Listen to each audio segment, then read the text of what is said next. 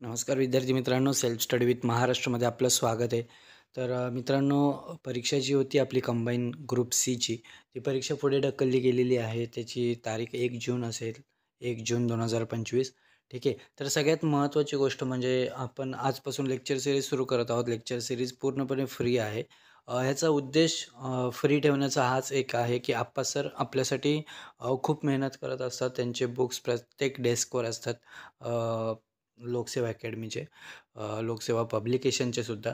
पण काही वेळेस असं दिसून येतं की काही मुलं अशी असतात की त्यांच्यापर्यंत म्हणजे त्यांचं जे गरिबीमुळे किंवा कुठल्याही कारणामुळे त्यांच्यापर्यंत ते बुक्स पोहोचत नाही. सो आपण व्हिडिओमार्फत ह्या सगळ्या गोष्टी सुरू करत आहोत. सो ऑल क्रेडिट्स टू लोकसेवा पब्लिकेशन, लोकसेवा अकॅडमी आणि अप्पा हातनुरे.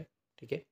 अप्पा हातनुरे सरांमुळेच आजपर्यंत आपल्याला जे काही यश मिळत आलेलं आहे ते त्यांच्यामुळेच आलेले आहे. ठीक आहे. तर मग आज आपला पहिला चॅप्टर आहे ब्रिटिश सत्तेची स्थापना. महाराष्ट्र हिस्ट्रीमध्ये ब्रिटिश सत्तेची स्थापना हा आपला पहिला टॉपिक आहे. तर चला तर मित्रांनो, वेळ न घालवता आजच्या व्हिडिओला सुरुवात करूया. ब्रिटिश सत्तेची स्थापना 1599 इंग्लिश ईस्ट इंडिया कंपनी स्थापन झालेली आहे. ठीक आहे. ही खाजगी व्यापार कंपनी म्हणून स्थापन झाली. 31 डिसेंबर 1600 रोजी इंग्लंडची राणी एलिझाबेथ यांनी 15 वर्षांसाठी भारतासहित पूर्वेकडील देशांशी व्यापार करण्याचा कंपनीला एकाधिकार दिला. ठीक आहे. म्हणजे भारतच आणि सोबत इतर पूर्वेकडचे देश यांच्याशी व्यापार करण्याचा कंपनीला एकाधिकार दिला. 1609 रोजी राजा जेम्स पहिला याने कंपनीला अमर्यादित कालखंडासाठी पूर्वेकडील व्यापाराचा एकाधिकार दिला. ठीक आहे. अगोदर 15 वर्षांसाठी दिला होता. त्यानंतर 1609 राजा जेम्स याने अमर्यादित कालखंडासाठी पूर्वेकडील व्यापाराचा एकाधिकार दिला. ईस्ट इंडिया कंपनीला सुरतला वखार स्थापन करायची होती, म्हणून 1608 साली कॅप्टन हॉकिन्स जहांगीराच्या दरबारात जाऊन वखार स्थापनेची परवानगी मागितली त्याने, पण तेथे पोर्तुगीजांचे वर्चस्व असल्यामुळे परवानगी नाकारण्यात आली. ठीक आहे.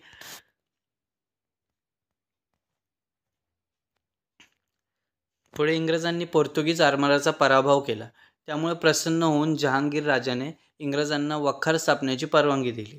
त्यामुळे 1613 रोजी सुरत या ठिकाणी पहिली वखार स्थापन झाली. ठीक आहे. 1613ला पहिली वखार स्थापन झाली. 1615 रोजी सर थॉमस रो जहांगीराच्या दरबारात येऊन 1619 पर्यंत सुरत, अहमदाबाद, बडोच या अशा अनेक ठिकाणी वखारी स्थापन करण्याची परवानगी जहांगीराकडून त्याने मिळवली होती. इंग्लंडच्या महत्त्वाच्या वखारी इंग्रजांच्या महत्त्वाच्या वखारी केव्हा स्थापन झाल्या हे लक्षात ठेवा, ज्याच्यावर तुम्हाला क्रम लावा किंवा इतर स्वरूपाचे प्रश्न विचारतात. ठीक आहे.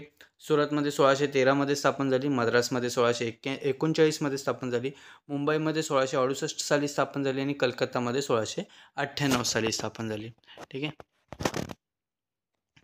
आता या वखारींबाबत थोडीफार माहिती घेऊया.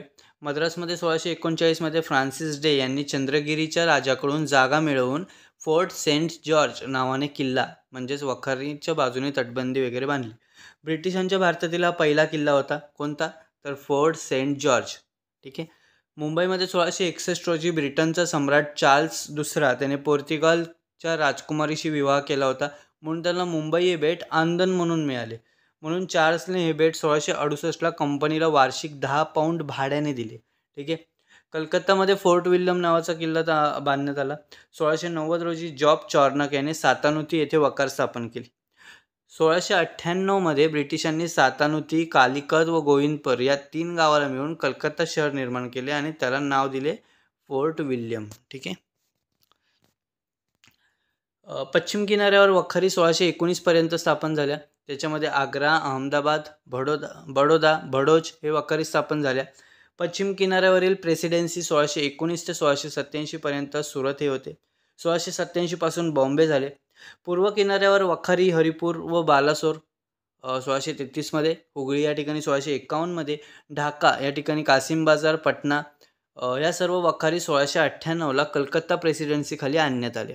दक्षिण पूर्व किनाऱ्यावर 1621मध्ये मसुलीपट्टणम, 1626मध्ये आर्मागाव तर 1639मध्ये मद्रास फोर्ट सेंट जॉर्ज या ठिकाणी स्थापन करण्यात आले. आता प्रमुख भारतातील सत्तांच्या विरुद्ध युद्ध झाले. आता भारतीयांमध्ये इंग्रज, फ्रेंच, पोर्तुगीज, डच हे सगळे आपल्या इथे भारतामध्ये राज्य करत होते. ठीक आहे. सो प्रत्येकालाच आपल्या इथे सत्ता स्थापन करायची होती. आले होते व्यापार करण्यासाठी, पण त्यांना हळूहळू सत्तेचा मोह चढला, तो सत्ता स्थापन करण्यासाठी आले. पण ऑलरेडी आपल्या इथे काही राजे होते, संस्थानं होती. ठीक आहे. सो त्यांच्यावर आपल्याला इंग्रजांना वर्चस्व हवं होतं. सो अनेक प्रकारची युद्ध झाली, जशी की 1757चा प्लासीचं युद्ध, बक्सारचं युद्ध. सो त्याबद्दल आता माहिती पाहूया. कर्नाटक युद्ध, इंग्रज व फ्रेंच यांच्यात 3 युद्ध झाली. ठीक आहे. ती कर्नाटक युद्धे म्हणून प्रसिद्ध आहेत. ब्रिटिश कंपनी व फ्रेंच कंपनी या व्यापारी कंपन्या होत्या, पण नंतर त्या दोन्ही कंपन्यांनी राजकारणात प्रवेश केला. ब्रिटिश कंपनी खाजगी व्यापारी कंपनी होती, तर फ्रेंच कंपनी ही सरकारी कंपनी होती. सो कर्नाटकातले आता 3 युद्ध पाहूया आपण. पहिलं युद्ध इंग्रज फ्रेंच युद्ध होतं 1746 ते 1748 मध्ये. युद्धाचं कारण होतं युरोपातील ऑस्ट्रियाच्या वारसा युद्धाचा विस्तार होय. ठीक आहे. फ्रेंचमध्ये नेतृत्व डुप्लेने केलेलं. इंग्रजांचं नेतृत्व होतं ते कर्नाटकाच्या नवाबाकडे मदत मागितली होती त्याने. सो नवाब अनवरुद्दीन. ठीक आहे. लढाई सेंट थोमची लढाई झाली तिथे. फ्रेंच नेतृत्व कॅप्टन पॅराडाईज व महफूज खान अनवरुद्दीन यांच्यात झाली. त्याच्यामध्ये तह झाला. तो तह होता एक्सला शापेल तहाद्वारे युद्ध थांबले गेले. युरोपात ऑस्ट्रियन वारसा हक्क युद्ध संपताच भारतीयातले युद्ध थांबले गेले. ठीक आहे. दुसरे कर्नाटक युद्ध 1739 ते 1754 रोजी झाले. कारण भारतातील वारसा युद्ध नेतृत्व होते फ्रेंच डुप्ले गॉडव्ह्यू आणि मुझफ्फर जंग व चंदासाहेब यांनी पाठिंबा दिला. इंग्रज रॉबर्ट क्लाइव्ह नासिर जंगला पाठिंबा दिला. ठीक आहे. म्हणजेच फ्रेंच डुप्ले आणि गॉडव्ह्यू यांनी मुझफ्फर जंग व चंदासाहेब यांना पाठिंबा दिला होता आणि इंग्रजांमध्ये रॉबर्ट क्लाइव्हने नासिर जंगला पाठिंबा दिला होता. लढाई तिरुचिरापल्ली, अर्कॉट, वलुवार या ठिकाणी झाली. तह जो झाला तो पॉंडिचेरीच्या तहाद्वारे युद्ध समाप्ती झाली. तह लक्षात ठेवा आणि कोणामध्ये युद्ध झालं आणि नेतृत्व कोणी केलेलं हे लक्षात ठेवा याच्यामध्ये. कर्नाटक युद्ध तिसरं 1751 ते 1762 मध्ये झालं. कारण होतं इंग्रज व फ्रेंच यांच्यात युरोपात सप्तवार्षिक युद्ध यांच्या प्रभावाने भारतातही युद्ध झालं होतं. म्हणजे त्यांच्या इकडे काय झालं की ते इथं भारतामध्ये पण एकमेकांबद्दल वाद करत बसायचे. ठीक आहे. नेतृत्व फ्रेंचमध्ये काउंट लाली याने केलेलं. 1758 मध्ये पॉंडिचेरीजवळील सेंट डेव्हिडचा किल्ला त्याने जिंकला होता. रॉबर्ट क्लाइव्ह आणि वॉटसन यांनी इंग्रजांचं नेतृत्व केलं होतं. लढाई झाली ती वनदिवसची लढाई म्हणून ओळखली जाते. 22 जानेवारी 1760 मध्ये इंग्रज व फ्रेंच यांच्यात अंतिम व निर्णायक ठरली. तह झाला 1763च्या पॅरिसच्या तहाने सप्तवार्षिक युद्ध थांबले म्हणून हे पण युद्ध थांबले गेले. ठीक आहे. म्हणजे तिकडची युद्ध थांबली की इकडे पण युद्ध थांबायची. आता बंगालमध्ये प्लासीची लढाई झाली. ठीक आहे. 23 जून 1757 रोजी सिराजुद्दौला व रॉबर्ट क्लाइव्ह दरम्यान झाले प्लासीची लढाई. मीर जाफरच्या फितुरीमुळे इंग्रजांना विजय मिळाला. म्हणजे याच्यामध्ये असं युद्ध वगैरे झालेलं नाही आहे. त्याच्यामध्ये तो बोलला की सिराजुद्दौलाला की तुम्ही टेन्शन घेऊ नका, मी हे युद्ध वगैरे बघतो, असं मीर जाफर बोलला आणि मीर जाफरने फितुरी केली. त्यामुळे ते हे यामध्ये इंग्रजांचा विजय झाला. सो या युद्धामध्ये 23 जूनला 1757ला प्लासीची लढाई झाली. बक्सारची लढाई 22 ऑक्टोबर 1764 रोजी अवधचा नवाब शुजाउद्दौला, मुघल बादशाह शाह आलम व मीर कासिम विरुद्ध इंग्रज होतं मेजर हेक्टर मुनरो यांच्या दरम्यान झाले व इंग्रजांचा विजय झाला. ठीक आहे. मराठा व इंग्रज यांच्यात 3 युद्ध झाले. पहिले युद्ध 1775 ते 1785. दुसरे युद्ध झालं 1803 ते 1806 आणि तिसरे युद्ध झालं 1818ला आणि ते संपलं. याच्यामध्ये सुद्धा इंग्रजांचाच विजय झाला होता. ठीक आहे. तर आपला पहिला चॅप्टर झालेला आहे. ठीक आहे.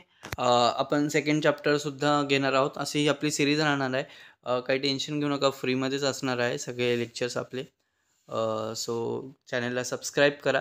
व्हिडिओ आवडल्यास लाईक करा. महत्त्वपूर्ण असेल तर अजून तुम्हाला कुठल्या गोष्टी हव्या असतील तर त्या आपल्याशी शेअर करा. आणि अजून एकदा मी सांगतो की thanks to Appa Hatnure sir आणि त्यांची टीम.